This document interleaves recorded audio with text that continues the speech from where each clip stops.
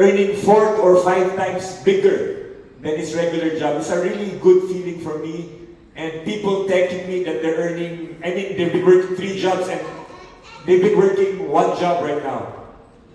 In just 3 months in the business. So, yun nga, ang prayer nga namin before coming to Canada is to help kung saan kami mapapalapit kay Lord and to help more people.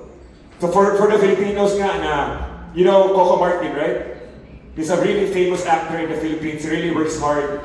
So, I was on a shock, like after doing a 7 years teleserye, movie, after 2 weeks, he flew to the States to shoot another movie. Me working 6 months on a teleserye, I got a feeling that I want to rest. I want to go on a vacation. But siya, after 7 years of working on the Provinciano, 2 weeks rest, made a movie here, another couple of weeks, gumawa siya ng Batang Quiapo. Why is he doing that? I realized, or somebody told me that, Coco Martin is so rich na. But, how about his co-actors? How about the PAs who are earning the minimum wages?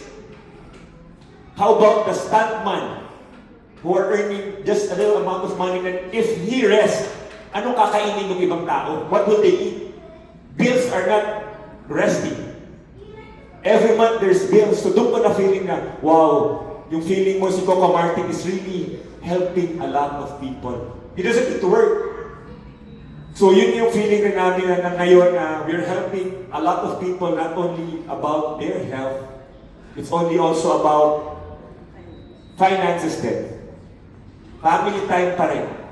Right? Yun yung, I mean, moving, di ba, pag sa US dito, you have a lot of money, but sometimes you didn't get time for your kids, for your family, di ba?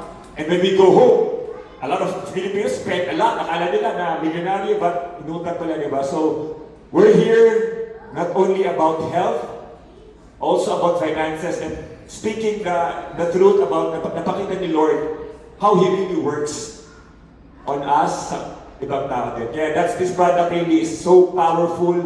And if you join our team, Anna here from Toronto, me, same time tayo, LA in Vancouver, 12 midnight, 3 a.m. at her time, her energy is sobrang grabe.